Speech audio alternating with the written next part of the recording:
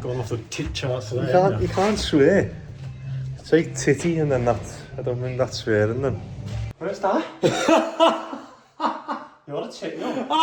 That way in the van. It's in the van. Oh my god. Oh, mate.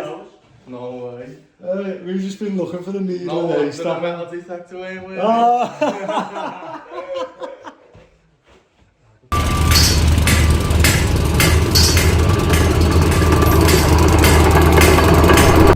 Monday morning, it's absolutely freezing. Don't know if you can see that. But yeah, I've got everyone on the Western job today just to try and give it a push. Get well, it's nice and, well, freezing, but it's not raining today, so we're going to try and get the paving done down the side and the back of the house and just tick some bits off inside because it is literally close to being done now. And I'm going to pick some more wardrobes up from one of the neighbours who's moved house, and then they've realised that the wardrobes they took with them don't fit, so we can take them, which is nice of them. And I've still got, I don't know what I've done, whether I've strained, I think I've strained the back muscle, but literally it feels like I've punctured a lung because I can't breathe in. So I didn't know you could do this. There's a few times I've gone to sneeze and I go, and because when I breathe into that far, my body stops me from breathing anymore, so I get to the point where I'm going to sneeze and I haven't got enough air in my lungs to sneeze, so it like cancels it. It's dead weird. I normally pay £5 a side on a Monday with my mates, but I'm going to have to drop out because there's no way I can run round, barely lift. I think it's lifting them big heavy shifters has done it, but... So I've just come to the yard and we just keep, obviously whenever we get hardcore we keep bringing it here, but we need 500 tonnes, so I don't think we're going to make much of a dent. Bring in the odd 1 tonne.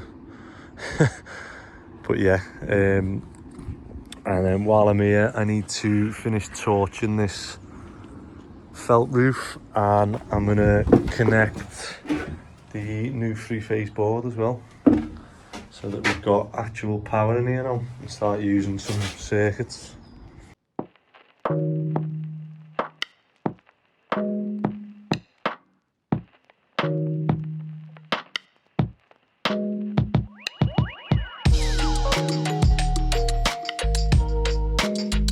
The Daycom Connect, that's permanently on.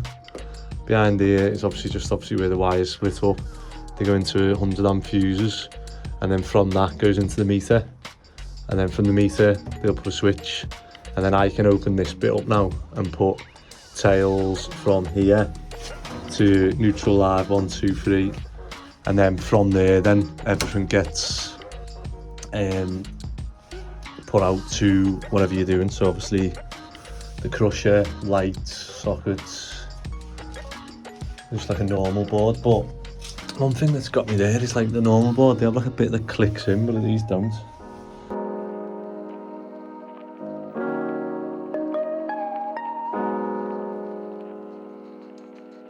So we're on the yard, and how long have we been here? Less than an hour? We've been here less than an hour.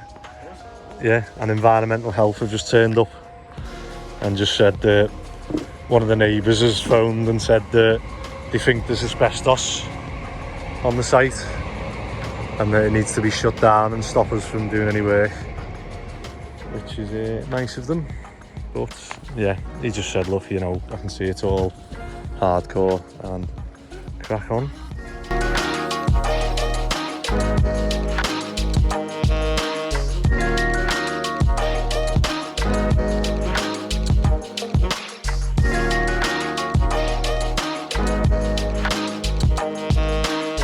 Done 3 layers of felt on the roof now. Looking good. Just tidied up a bit of the yard, get any stuff on the back of the tipper. Oh, so I'm trying my best to get obviously the board on and get some sort of obviously power sockets, a light in here, But yeah, one thing that confused me on fitting this was that it comes with obviously 6 screws, so you can take this out, and it's got like a plate around there which is like rounded, so that obviously you don't have to put a grommet on. That's only if you're using trunking though. Obviously we've still got to protect this board, it's keep its IP rating and its fire rating, and obviously it's a bit annoying, but to do that, I'll show you in a minute because I've got to do the earth one, but I've had to drill out and obviously put me fireproof grommets in to keep the IP and the fireproof of it. Just a bit time consuming, and like it's almost impossible to get, like, you know, 4 of them right next to each other. So obviously me tails, and then what's handy as well is that obviously live 1, 2, 3 and neutral. However, I've got neutral 1, 2, 3. So obviously I've got to cross these things. I just didn't like doing because I wanted to clip these back and have them all nice, but obviously it'll just be similar to what they've had to do there. So we've got the board on. I haven't energised it yet. I need to get some blanks for these. Obviously inside there is live terminal, so you can either put blanks in or get some more breakers, but or CBOs, but yeah, I'll just put blanks in for now. And then I'm going to get some bits from Screwfix, outdoor sockets, etc., so that we've got stuff electric on the yard. We can start using it, jet washing stuff maybe. Yeah, is that what you said? So what have you done today? You have to turn the music off. Copyright. Oh, I don't even know if I've done it right there. So Ben has skimmed. So Steve skimmed halfway up this wall for some reason, and then stopped. So Ben's obviously skimmed the whole room, and then what have you done in here, Lou? Just used some of the mix up. So this is the next job, getting in here done. So Lou's done a couple of reveals, and then lads have done. Try not to get it filthy. I've just picked another bed up, and then Andre's finished the bay. Looks better. So he's bricked that up, put a bit of a slant on, and rendered the sides. And then the lads have started laying down the side here. So up to there now. The only issue we had was obviously the basement window. We put a, this was like an old little door, but we put a window in just in case we ever convert the basement.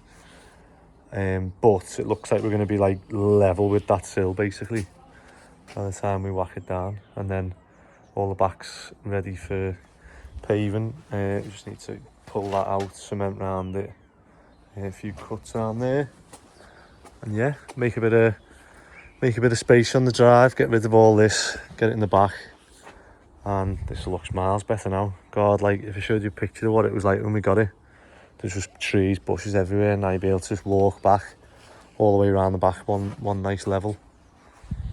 Good. So I'm just here early on the student jobs. I'm just going to make a plan for the lads today. So we've got Matthew in. He's going to move this stud to level with this wall, and then he's going to redo all the electrics to the new layout, and then I'll get Andre to fit the back door, and we're going to pick some bricks up and we can get this bit bricked up.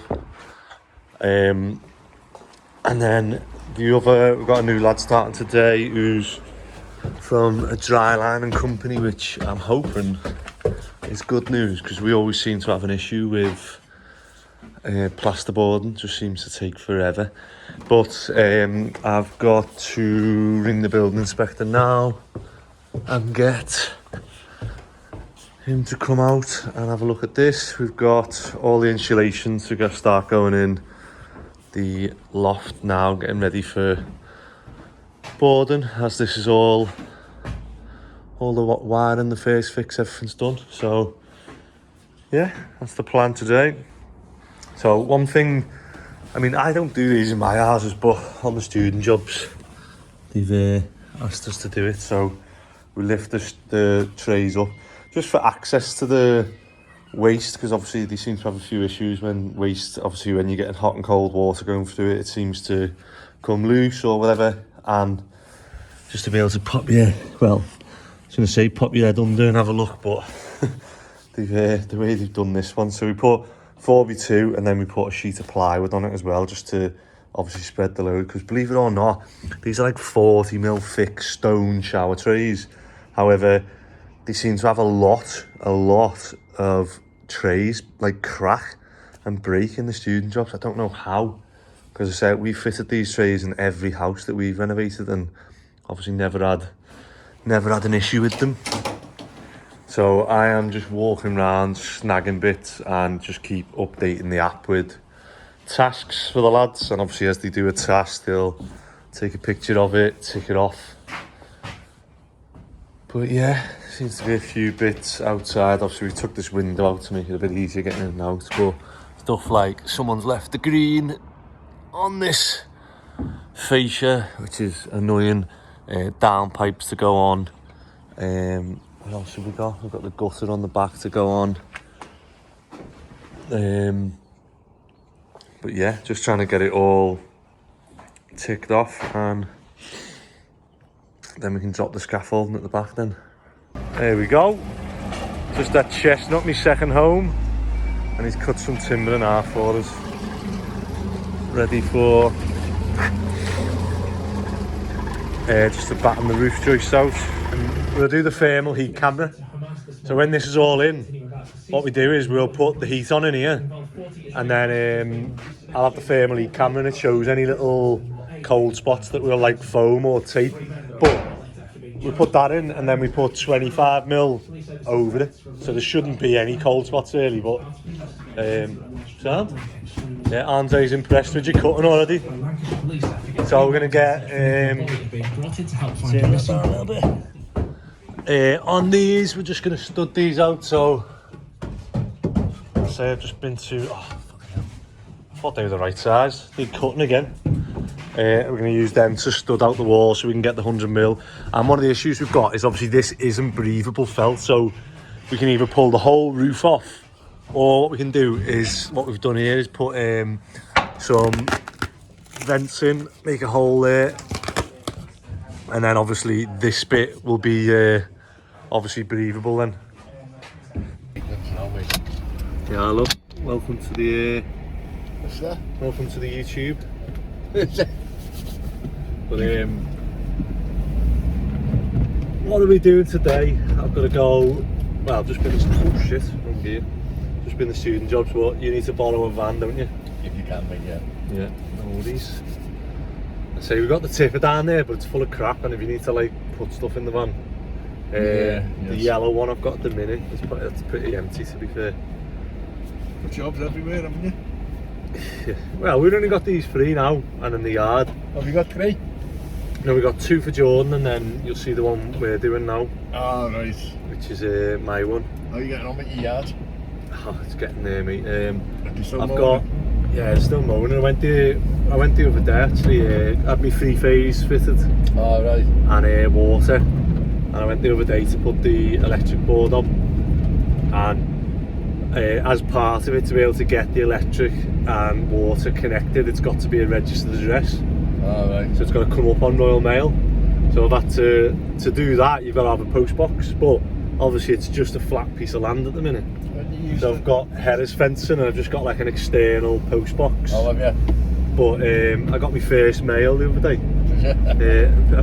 A poo bag. Oh, someone did he? Yeah. Oh, you know, mate.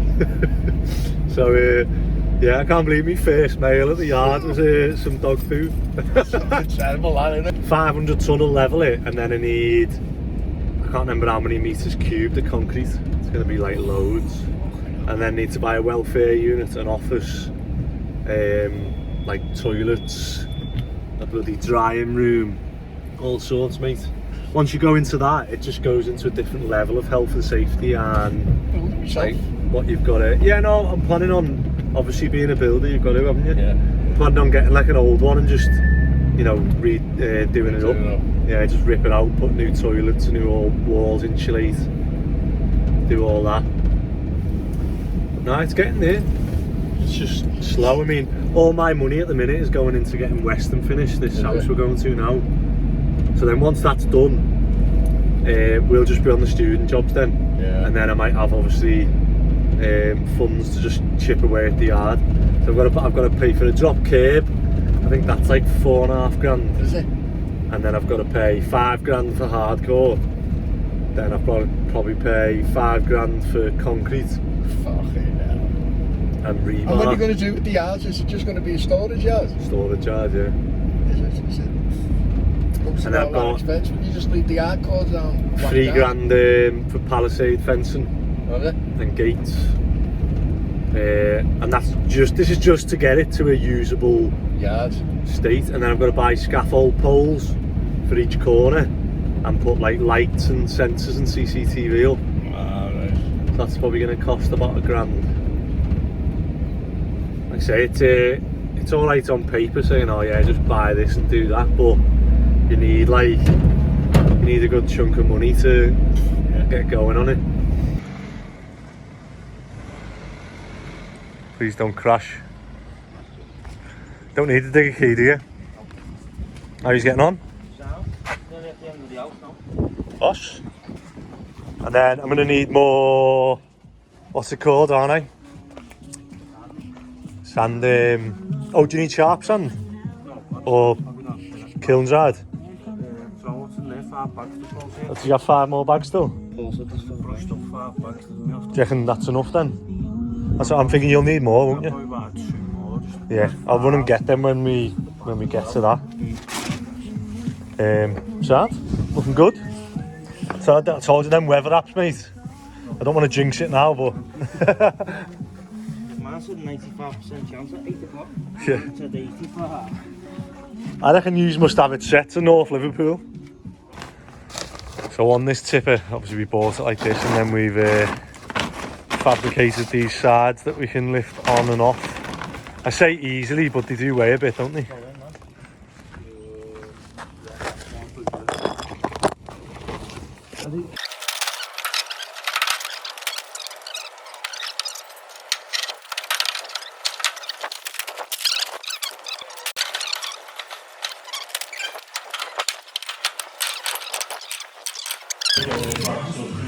You on?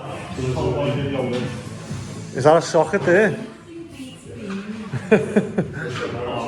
What, you don't get it electrocuted, lad, going over it? Because that'll be live, won't it? You're putting the... Have you covered it? So what have we got? This bit, and then this afternoon get the... Make sure Blaine gets these trims in. Because otherwise they go walkies then. And then, what do you reckon, get the rest of it done this afternoon? Get what, that wall and the bay? Looking good.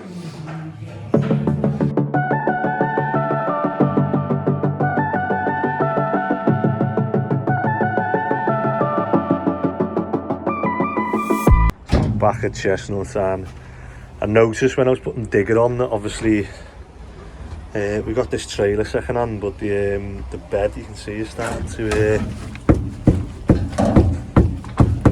I literally put my digger on this the other day and I thought that's not got long, that has it? No.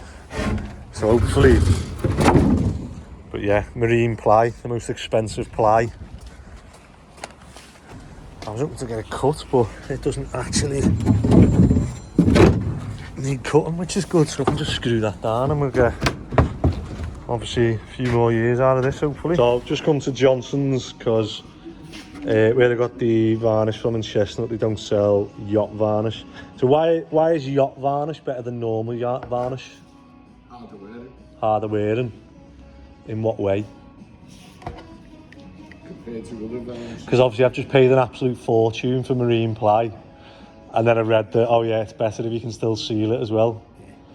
That is what it's for, isn't it? For canal boats and all Yeah. that. So to seal all that, like. Sound, and this does The clue is in the way. 15 metres squared, and we've only got 2.88, do both sides and the bottom. So yeah, should get a few coats out of that. And then hopefully me digger won't fall through the bed, which it looks like it was about to then. Go on, how much? 2303. Oh, it's not as bad as I thought. Plus that. All in. Even better, even better. God, the weather at the minute. Everything I do. Just got this ply. Just got varnish, thinking, right, while it's dry and whatever, I'll varnish it. Just picked up some multi-finish and it starts raining. Back at Target Electrical on Smithdown. We picked some bits up for the yard. It's camera shy. Where's he gone? So this is 15 metres, but the shop's not big enough. I reckon we've got about a metre of sag there.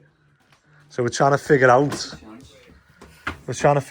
obviously if I put a scaffold pole in each corner of the yard and then one in the middle, that was 22.5 metres between them, and that would have been too much. So now I put another pole in, it's 15 metres, which sounds good. But then when you stretch 1.5 armoured out 15 metres, it's still massive, isn't it? Yeah. So it's whether I put another pole, but then every pole I put in is another big block of concrete as well. This is why I'm saying you need to get a proper list and proper think about it, because it's not just can you do this? Oh yeah, let's do it. It is. That's how we work. It's not. That's how we get jobs done. You have more faults and more problems in the long run. Well, that's why we've been trying to figure it out, haven't we? So originally I come in, didn't I, saying I want to go underground in conduit to each scaff pole, come up through the middle of the scaffold before we concrete it, then obviously concrete that in, and I wanted to go to each pole and back, but then we realised that I'd done a calc that said that that'd have to be a 6mm cable, which we can't do. So then we've split it into 2 runs, but even then it's like hard work. So I think for now, if I just get 2 1.5s in onto 2 legs and just get one light in each corner, and well, I might as well get a light on each one. Get spike lights. Get spike lights. What's a spike light? No, It's non-stop maintenance, isn't it? So me tyres on 12.5 psi. So let's get that up to 40.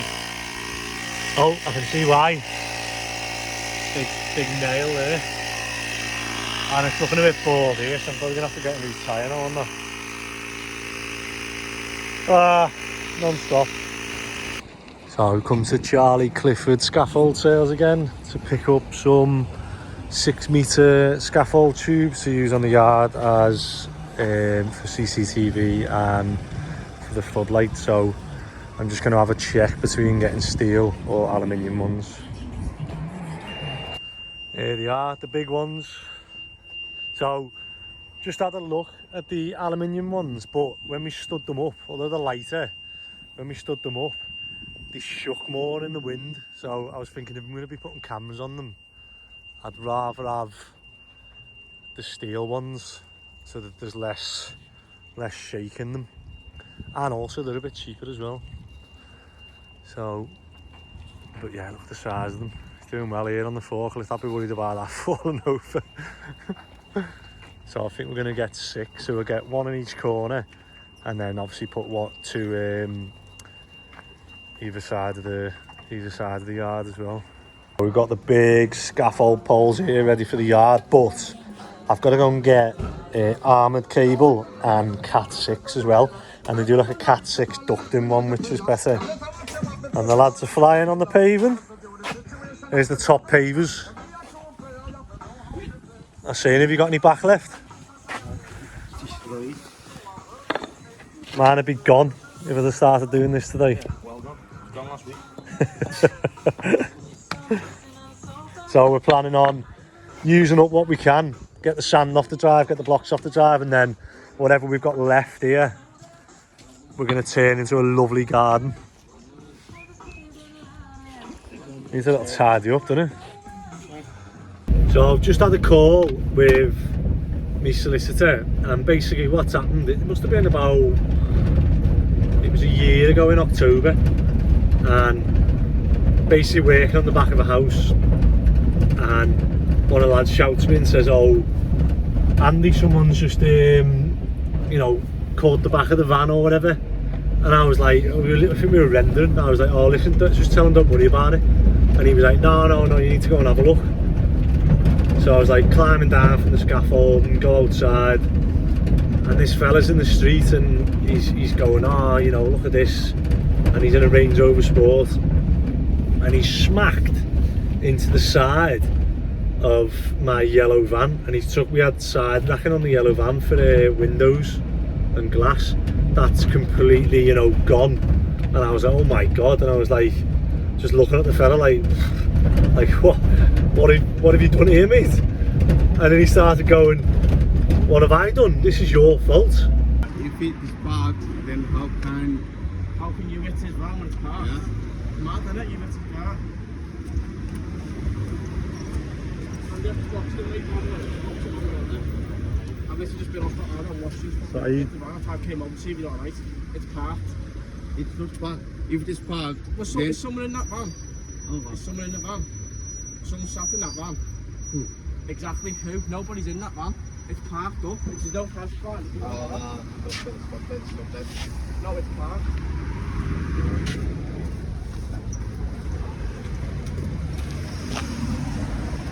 Be honest. Be honest, mate. I've just watched you from the level up there. I've literally just watched you like came over to see you, alright? Don't start with me. I swear to fucking God. How can you? Hey. Sorry, go on. So obviously you've drove into the side of the van. Listen, your car is here, okay? Yeah.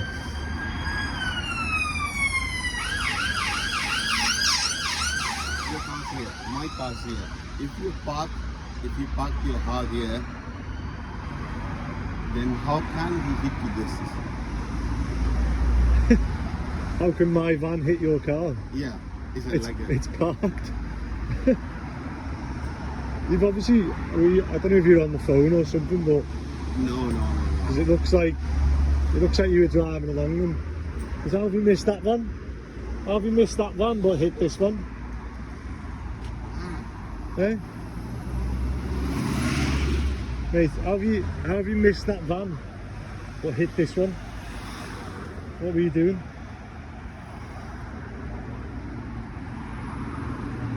Do you know? What's that? How have you missed all these cars and the vans all the way along and then hit this one? No. But how? No. No what? No. Listen to me. Go on. You shouldn't park this here. It's single yellow, we're allowed to during the day. Okay. But So there's the double yellow start listen to there. me. Before you pull over here, you're supposed to be signal lights. Mate, look all the way down there. How have you missed all these cars and then suddenly hit this van? No. Suddenly put the brake on it. The brake? Yeah. What do you mean? What do you mean? What brake? The Okay. handbrake? Okay. I don't know if are you trying to say this is someone else's fault other than yours? You've just drove along and hit a parked van. It's a dual correct way, man. Yeah? Look at the van. You've hit a parked van and are you trying to say it's someone else's fault? It's your fault. My fault? Of course, man. How can it be my fault you've hit a parked van? So you've missed all these cars and vans and then you suddenly hit this van?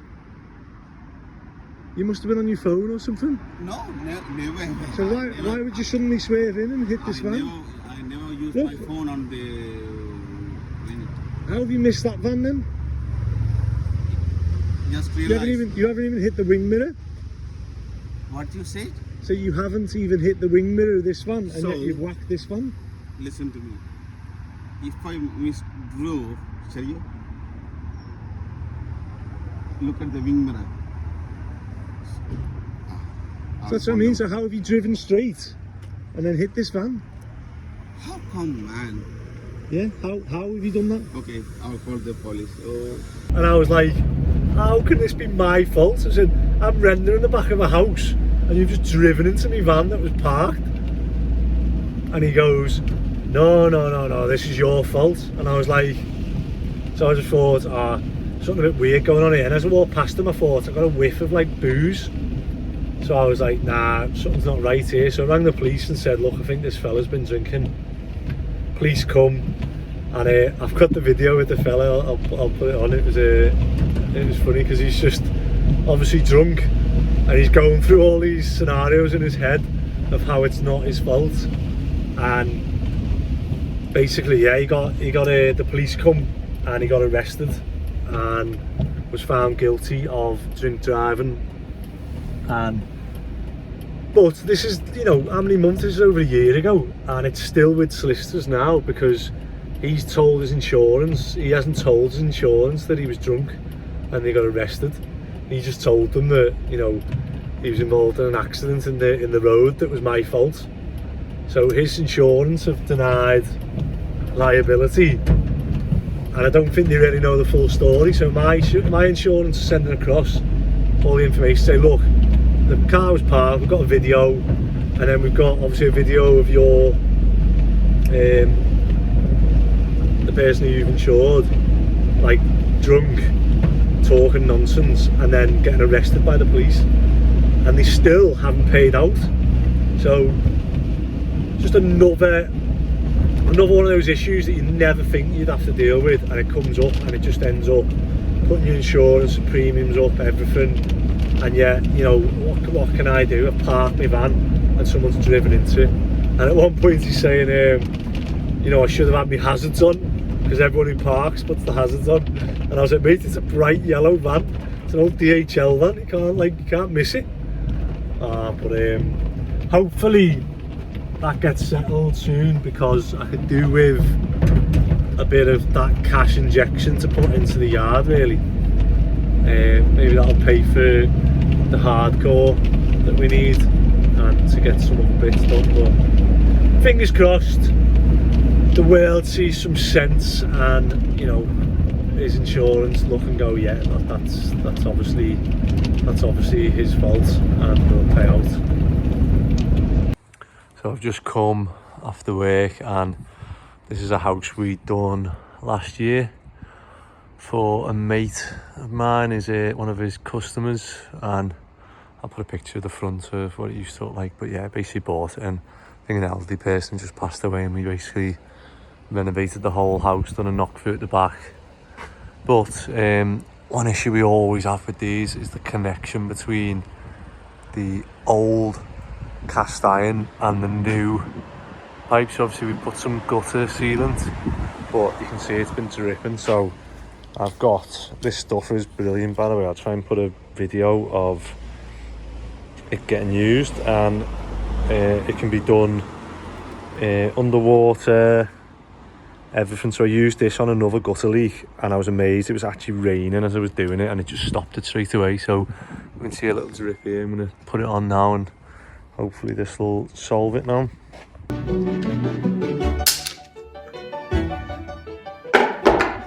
And we're going to attach the two bricks.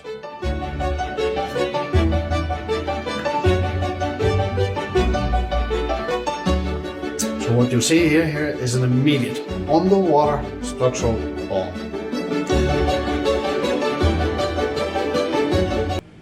So we're on the same house, and what's happened is customers had poo coming out the gully into the garden, which isn't nice, as you can see. I've had to unblock it all, and I've been rodding that one, and as he flushes the toilet, obviously this is all backed up, and then obviously we've connected into the mains there, obviously where the old one was. So anything this side, really, there's nothing really you can do. And the outdoor toilet, you can see that's absolutely full. So wherever the blockage is, it's this way. And what I'm going to guess has happened is that whatever he's flushed down the toilet has got blocked here, which is then backlogged up. But what I've done is I've got my corkscrew. Oh, you can see that's lovely, isn't it? So, oh, there's one thing, baby wipes. Do not flush baby wipes, but I'm going to rod this now and hopefully we'll get a nice little gargle, and then that toilet, everything else will just flow through then. That's all gone down, look. Let's top this up.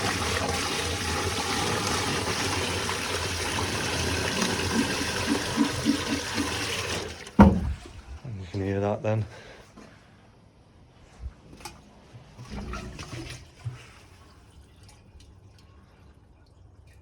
And now you can hear that flowing freely now. So I've just been driving all the way home from that. I say a call out, but anyway, I didn't press record, so I've just been talking to myself in the van for the last few minutes and didn't get any of it on film. So I'm going to quickly, hopefully, I've read it out now, I can do it a bit briefer. But basically I went to that call out because it was a job we'd done, and the owner had said, well, the toilet under the stairs that we'd installed and we'd plumbed in, put a new pipe to, it wasn't flushing properly, so I thought, oh, it must be an air admittance problem. So I went in, checked, that was all fine. And I went in the garden, and the grid in the garden was full of sewage, which was telling me, hold on, that's a blockage, because there's no way that that grid is a bottle gully, it's sort of airlocked. So the only way that's coming back is if it's blocked further down the line, and it's a backlog from what they're flushing inside the house. And then they had a toilet in the garden, the old outhouse one, so for some reason, I think it was during the wartime, they thought that disease was getting spread by toilets in the house. It wasn't as clean as they used to be, so they put the toilets in the garden. But can you imagine walking outside now at like whatever time, waking up in the night, going for a wee, and having to go outside, and it was snowing or whatever temperature it is now. But that was one giveaway, that when I flushed that outdoor toilet, that backlogged, which obviously that is the closest toilet or closest connection to the mains than anything else in the house. So obviously on this house, the mains falls from the house to the back garden, and then the main run is in the alleyway.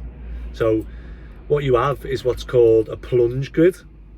So they're normally a big 6-inch at least, normally a clay pipe, and what it is it's a clay pipe that comes down to a swan neck, and that swan neck obviously then goes into the mains.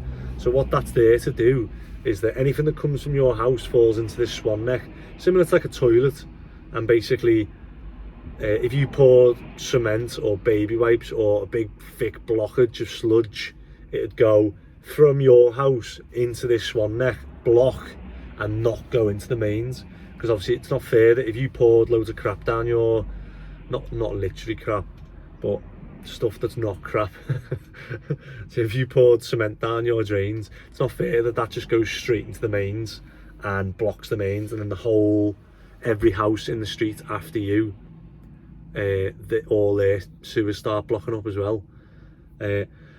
So what they do is they have a plunge bit, so that's a swan neck, and what I was doing, I was putting a corkscrew down, screwing it and pulling out obviously all that sludge, and then when it got down to the bottom, and I could tell that I'd hit the bottom of the swan neck, and then just plunged it, and you could hear all the water that was backlogged in the pipes from there into the house, that gargled through the toilet in the outhouse, then flushed down, you could hear that, and then the grid, the gully by the house, that all cleared through.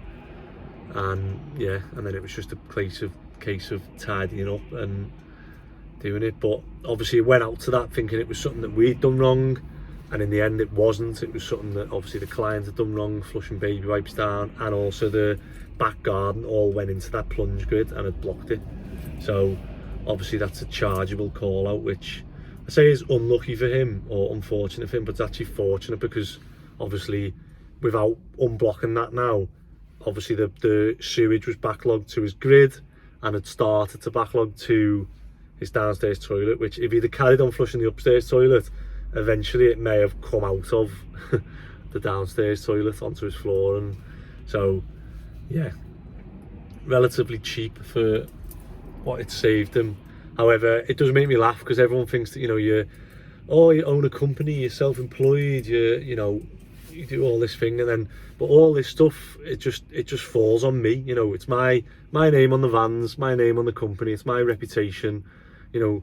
The lads can just go and get another job if, you know, if they absolutely completely fuck something up for me and cost me, you know, everything, they'll just go and get another job. Whereas, you know, my name's tarnished forever. Then it's not like I can't say, oh sorry, it wasn't me, it was this fella who worked for me.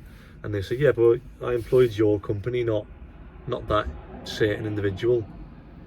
But yeah, it made me laugh because we had a labouring the other day starting, and he was like, oh, you know, where are we going here? And I said, oh, we're doing this, doing that, and yeah, and he was like, oh, these houses you own and this and that and the yard. And I thought, and he was like, you know, oh, it's amazing like where you've got to and stuff. And I thought, he's like, so you just buy a house, do it up, sell it, and you just keep going. And I was like, you know, it sounds so easy, doesn't it? But it's not, trust me. It's like everyone who does it has the same realization at first.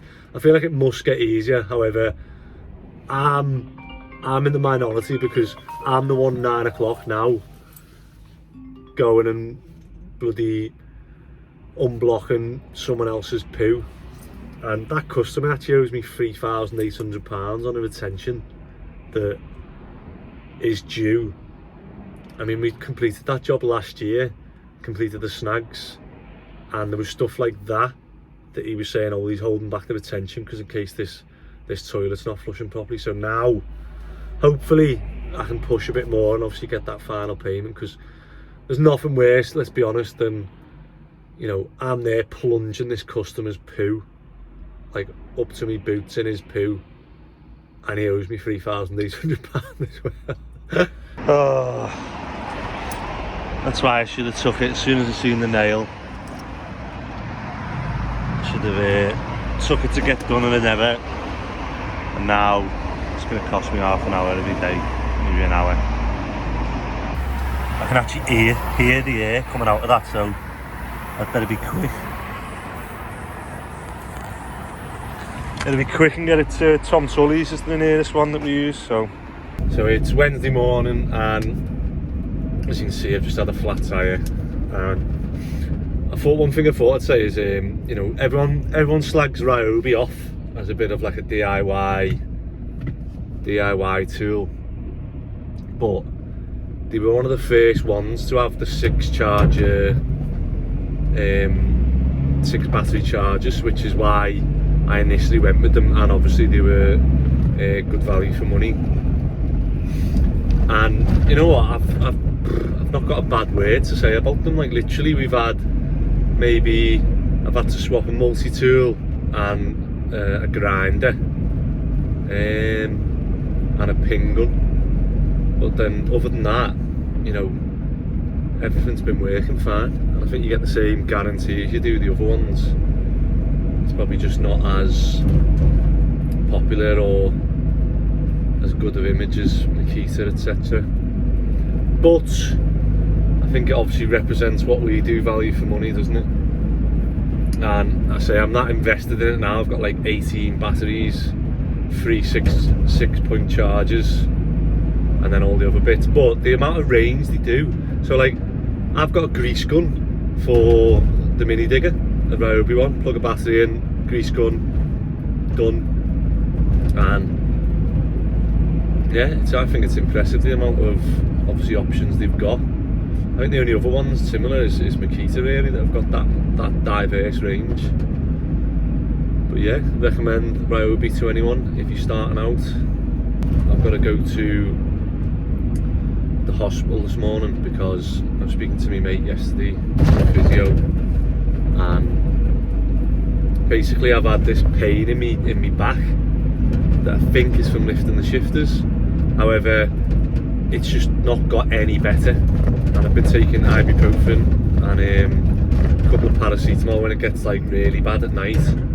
So I try not to take anything really. I feel like your body just naturally gets rid of stuff. However,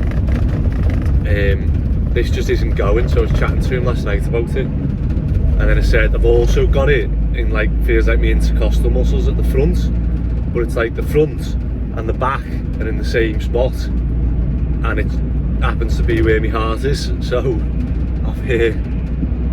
I was telling him the symptoms and stuff and where it was, and he just said, look, you're gonna have to go and get an ECG, go to the walk-in, and just at least rule that out, because I know one of our friends, Paul, he passed away last year. Literally went on a trip to Barcelona and he was having the same back pain, and I didn't know that was a symptom. So obviously you get back pain, and he was having it, and he was always stretching, and what it must have been was he was obviously in the build up to a heart attack.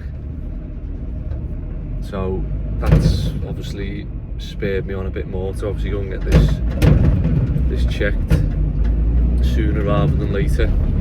Plus it's just good to know what's going on, because I've just not been able to work properly. I think the lads think I'm joking when there's like something heavy to lift, and I'm like, I can't lift that at the minute. But normally I'm the one grabbing everything. But yeah, hopefully it's nothing and it's just a strain front and back, and we can rule that out. But yeah, we need to go. So I was going to get there for 8, but now I'm going to have to go Tom Tully's and speak, and then come back and go there, and then obviously go to Western. Here we are, Tom Tully's. We do a YouTube channel for work, so I hope you don't mind me filming you getting the tyre off.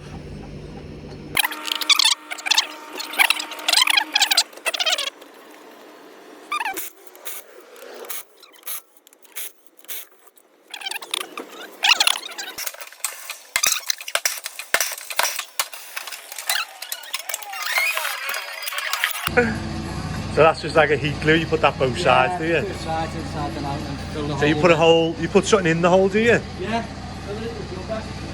And then you put a pad on inside. And what you were saying is we've got like, this is starting to wear, but what you were saying is you're better repairing this one and then swapping the 2 tyres at once, otherwise you get uneven wear. That's exactly it, yeah. Especially if we're carrying weight, Yeah. which we do in that. Every few months or so, we're getting with a line and just check it. Just get it, yeah, just to check it's not uneven. It's just like it's not with hands and a So, glue, rub it in the middle, a little pad, and then you put it onto this heat sheet for 40 minutes, yeah. so you're just heating them up now so they're a bit more pliable. Yeah, that's all.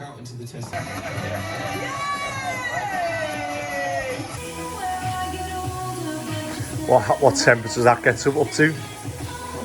Let's be honest with you. It's hot. So what have you got, 4 of them? Yeah. Just get them busy at times then, They're normally working all day long, are they? especially when you have bad weather. You seem to get a lot more punches and stuff. How long do you leave that on for? About 30 minutes. Is it, yeah? Back at Grundy's, getting hopefully what is the last load of sand now. But yeah, net over it, get it back to job, tip it, and then get the wood back on the tipper. Get this paving done.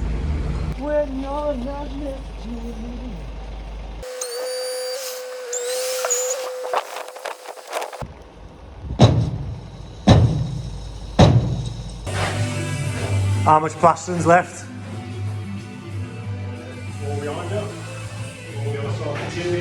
This wall, that wall, and then what? The porch? So maybe like another day. Utility. And then we can get all this room clear. Our blade moving. The sand we've got round the back. Joe is grinding the digger because we've got 100 ton coming to the yard tomorrow, and I need to make sure this digger doesn't break down to this arm. For some reason this pin just keeps coming out no matter what I do. So I think last time I welded it, but it was painted, so I don't think it had a good clean bit. But so we're gonna obviously clean that off, hopefully get a better weld between the two now, and hopefully it stays on without poking out. I don't know why it keeps poking out.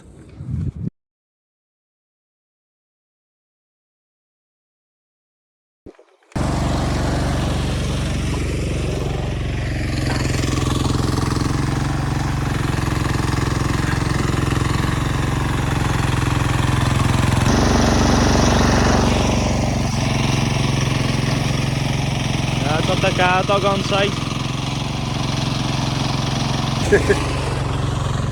So we levelled this out. So tomorrow we've got 100 ton coming from Grundy. So hopefully we'll make a little dent in this bit with 100 ton. Get us a bit more level, and hopefully it's a bit better hardcore, because at the minute obviously we've just got mixed brick and all sorts. We get it spread out more. Put the digger back on.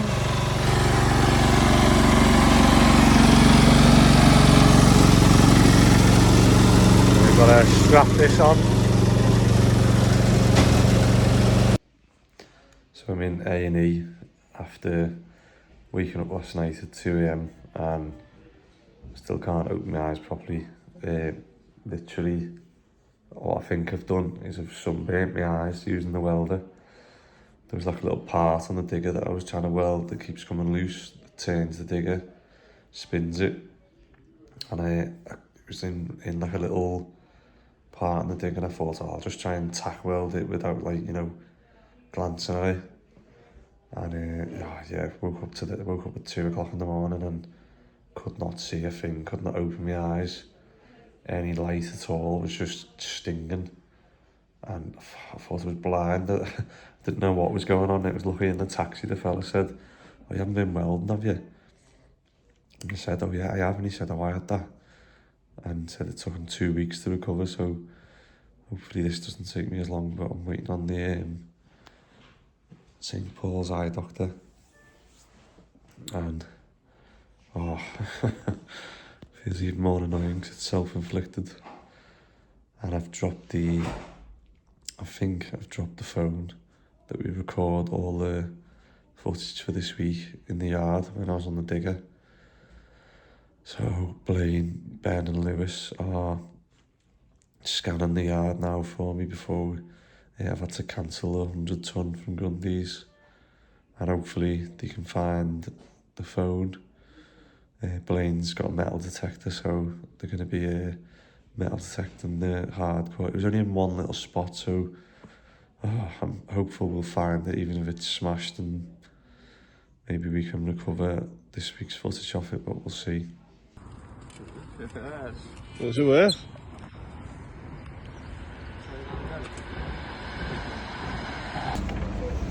So I'm leaving the hospital now. Got a prescription for some eye drops and give me some anaesthetic ones, but luckily she said I've only damaged the surface, so she said around 2 days and it should be okay then. Look at it. Hey, so everyone's dead clever, aren't they, when afterwards? It's nothing to look cool now. Do you not ever see a welder in the street and go, you just don't look at it? Yeah, I know. I thought I was different. I thought I was special. So the closer you are, the less it will impact it. No, I thought it would just do it for like a split second and look away. You know, like a spot weld. Right, now we're going to go and take the digger and try and find... It's not on the digger, is it? I've done my eye test. I've got 20/20 vision. I just can't.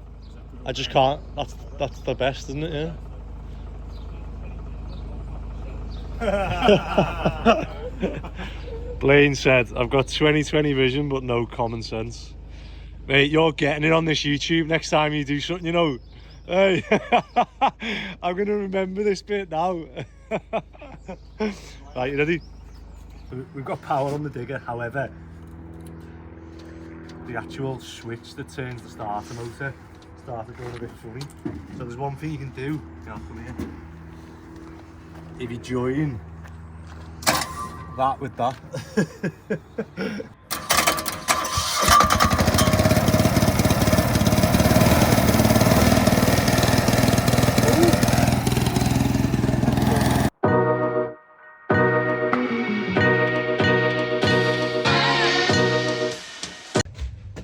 Ben. Hey. Absolute tip. Going off the tit charts today. You can't swear. Say titty and then that. I don't think that's swearing then. Going off the dumbass charts today, haven't you? Oh, mate. Hey, the fucking swag of the day. Where's that? You want to check now? That way in the van. It's in the van. Oh my god. Oh, mate. No way. We've just been looking for the needle No and wonder the haystack. metal detector ain't working. Well, I'm back on the filming foam, and lessons learned the hard way. So I was trying to get ready for the 100 ton of hardcore coming to the yard today, and in doing so I went over the digger, and there's a what do you call it? It's not really a motor, but it's a hydraulic cog that obviously turns the digger left and right, and that has obviously come loose under pressure, and it snapped the thing. So the company sent me a new one, but it kept coming loose, so I just tack welded it. But when I like tried to do it with my welding mask on, I couldn't see anything, and I was thinking I'm going to end up going into the wrong. I'm going to end up like welding a bloody hose here and popping all the fluid. So I tried to do it by like looking and then putting the mask in front of me looking at, and in the end I just thought, oh, I'll just do it for like 20 seconds or whatever. So I just went through the weld, obviously just looking at it, and boy oh boy do I regret that. I'm now woke up at 2 AM and my eyes were absolutely throbbing, and I didn't have a clue what was going on. I was thinking, oh my god, what's happened? Felt like I had sand in the back of my eyeballs, and obviously I literally woke up washing my eyes, washing them. It wasn't going, it was getting worse. Obviously I was rubbing them, and I was thinking, oh, I'm gonna have to go to A&E, because I was so worried that I was doing obviously that customer's house where his drains were blocked, and I was robbing it, and I was thinking, oh my god, have I got poo on me and I've rubbed it in my eye, and I was thinking, have I got pink eye? I've got pink eye. I woke up with pink eye at 2 AM. Lost the phone, and the only time I remember losing the phone was on the yard. So I was trying to level the ground for these tippers that are coming tomorrow, so when they come in they can just do it and I'll spread it. However, there was one moment where I heard something clink when it on the digger, and I said to Joe's with me, I went, oh, what was that? And he looked and he said, oh no, it's just this bit of pipe that you ran over. So I was like, okay, I didn't think about it. And then later when I was looking for this phone, I was like, oh my god, I was like, that's what that clunk was. And there was nothing else I could think of as to where this phone could have been. So I've had the lads there this morning. Blaine's got a metal detector. Looks like one you get out of a Christmas cracker, but he's proved it did work. And they've been metal detecting the yard trying to find this phone, and then I've gone back with Lewis with the digger, and I've been scooping it up, sieving it out, and we've literally levelled the whole bit that we had there yesterday. No phone, and I'd give up. I just said, right, come on, let's go. I'm just gonna have to buy a new phone for filming. And then getting the van to move the beds and stuff out that I'd picked up the night before, and picked up some papers, and the phone fell out. Oh my god. So I've had a bit of a crazy 24 hours, and I'm absolutely knackered because I've been up since 2 AM. But you can't sleep when you run a company, can you? Two absolute legends of the game.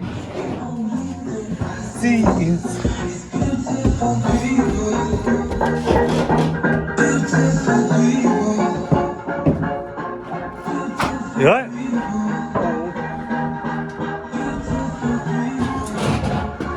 Insulating, yeah?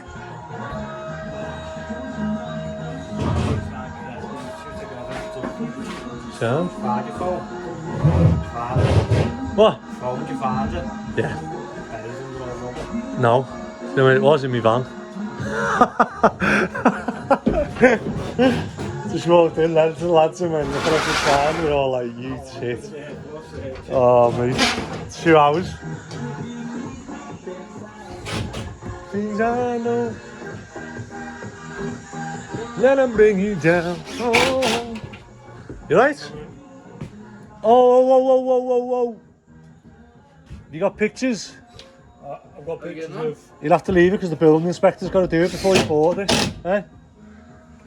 He's got to come and see it before you board it. So don't board any more in here until he's been out. Yeah. Even if you've got pictures, it's like you still want to come and see some of it. That's staying exposed, yeah. Yeah, I started watching. Yeah. Sounds. All right. Let me give him a ring now. Actually. Like my glasses. Yeah, the spot. How's your eyes? The fuck. You won't do that The again. fuck. Oh, I won't do. I will not do that again. Jesus Christ. What time did you get out the Aussie? I only just got out before 2 AM. I was there. This is what we were talking about last time in terms of obviously we had the soil pipe here for the bathroom that was going there, but now they've added all the bathrooms, so we've got this layout now that we're going to try and figure out a nice way of boxing that in. Even those ones are going to be hard here, isn't it? Just drop that bit down.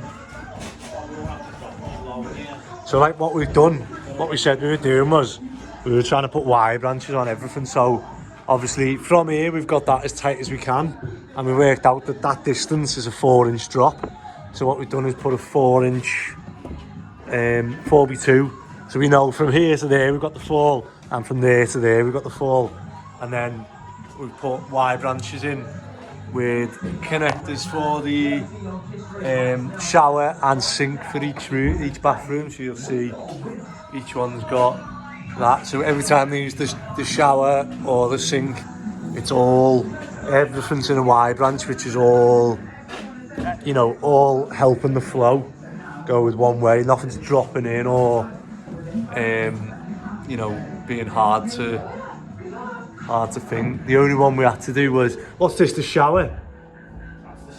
The sink. So obviously the sink you couldn't get in because obviously they're literally at opposite ends of the thing. So either we could have put another wire branch on, or because we know that's just going to be water, there won't be any solids in it.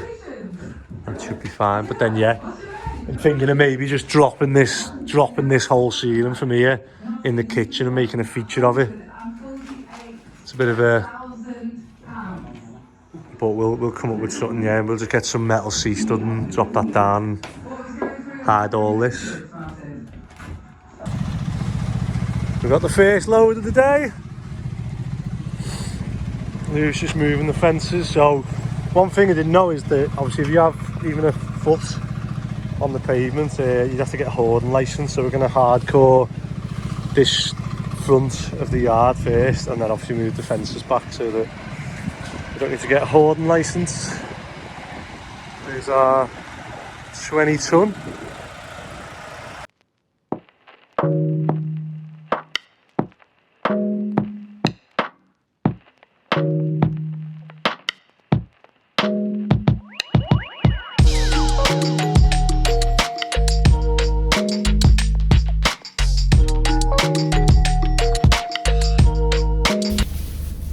It's worked out nice, hasn't it, where when he runs back to Grundy's to fill up again, by the time he comes back we've spread it all. Although he must have gone for his lunch because we've been ready for ages, haven't we? How many loads do you think we'll get today then? What are we on, 3? Yeah, you'd expect 4 maybe. 3, 4 after dinner. Do you reckon? Yeah. How long before one of the neighbours rings someone from the council? Over the lights. Who's your money on? Over the lights.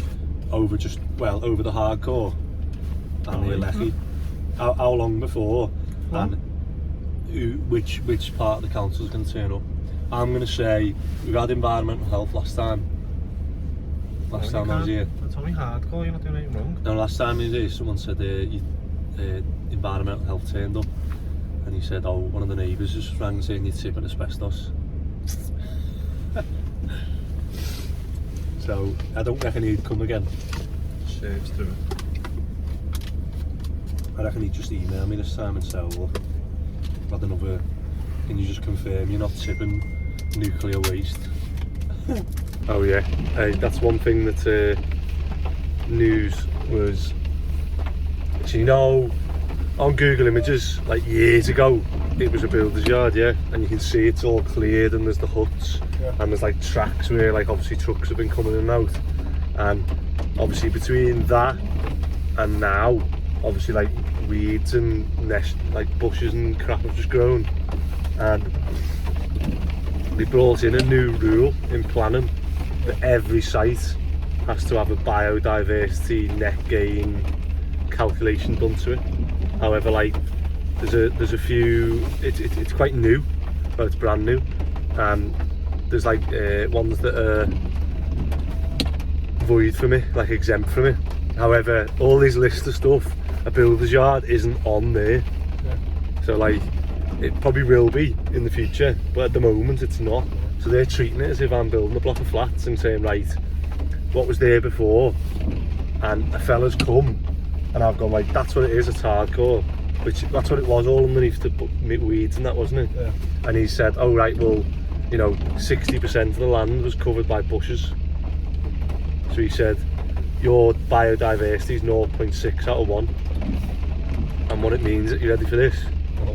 What it means is the council have a biodiversity donation of £25,000 Per what? per like per score. So mine's 0.6 of £25,000, which is £15,000. So the fella said, like, so that's a donation to the council that they then go and plant 0.6 worth, 15 grand's worth of bushes elsewhere in Garston or Liverpool. And I was like, what? I was like, so I paid this guy to come out and do this fucking survey, and he's added 15 grand onto it. So I was like, that my architect was like, well, there's different ways you can do it. He said you can either just bite the bullet and pay 15 grand. And he said ring the ecologist and ask him, say, look, you know, is there any chance? Because like he's looked on Google Images, but like he hasn't looked back. Like, so like at what point does it mean that those bushes become part of it? Because obviously beforehand they weren't there. Then obviously they've grown because people stopped using the land. So like how long, like, you know, if you have a weed growing in your front garden and you pull it, is the council going to come saying you owe them grand? But I spoke to the ecologist and said, look, you know, any chance? I said, we've got all the back staying as trees and that. And he was like, yeah, but they were already there. And I was like, well, I'll just plant more. And he was like, yeah, but there's enough there. And I was like thinking, and he was like, the only thing you can do is if you leave half the land as shrubs and just develop the other half, then like you'll only pay £7.5 grand, you pay half of it. And I was like, how does that help me, mate? Isn't it? Yeah, sounds doable. So the other option is that we can reduce the size of the steel, because I only need planning for the steel shed. I could concrete all of this now, and I don't need a biodiversity net gain calculation ecologist to come out and count spiders and hedgehogs. Or I can, if I reduce the building to 1,000 square meters, then I don't need a biodiversity. That's one of the exemptions. If it's yeah, so well, for £15,000. It's mad, isn't it? So they've said, the planning officers emailed and said, look, you don't really need a biodiversity score. However, it's a new rule that's come in, and like it's on my list that it won't get past registration without that. But then if I submit that, the council will then take it as gospel that I owe them 15 grand. What's going on?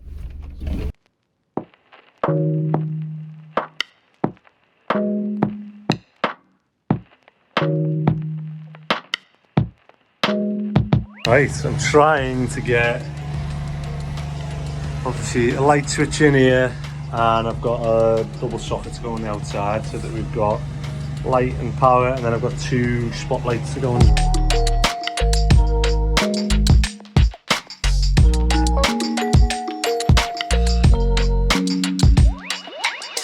I'm trying to do this board, and I've got the light on. Hey! I'm just on hold to the council because I don't know if you can see, this branch is actually hanging off, and it's like 50-50 whether it's going to fall. So I've just rang to say, look, this branch has been ringing about for the last 8 months, still isn't done. and now it's snapped, and it's, you know, a risk to the public. And they said it can take up to 2 working days, and I was like, no, literally, like. So I just said, do they want me to try and knock it off or cut it, or just so it doesn't obviously hurt anyone? So he's just going to ask his manager whether we're allowed to do that or not. Hi there, sorry about the wait there.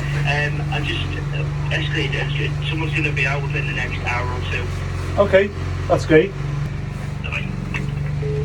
That's typical, isn't it? This has been 8 months I've been ringing up about this branch, saying it's literally drooping into the thing, it's stopping us. It's been knocked, it looks like it's going to fall at any point, and only on the day it snaps do they actually send someone out.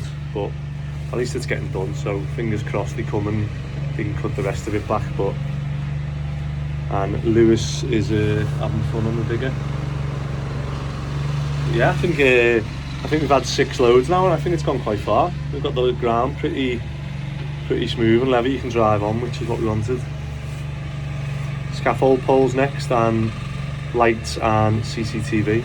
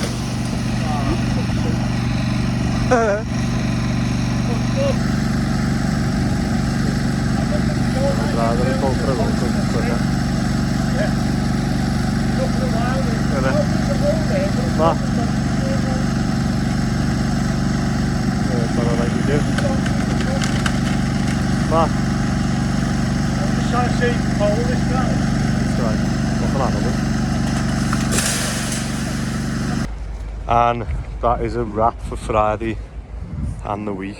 Oh, Lou, do you know what I just nearly forgot? Do you know what I just nearly forgot? Time-lapse camera. And so the council come out. I say helped us cut, he watched me do it. But we've got all the hardcore on the yard, so we only need, that was 10 loads. We estimated about 25, but I don't think we need that many, to be honest. So I'm going to spread obviously that bit out, this bit out here. I think we only need a few more loads, and we're there or thereabouts, because this has got to go 200 mil below for the concrete as well. So good week. I'm going to get this time-lapse camera.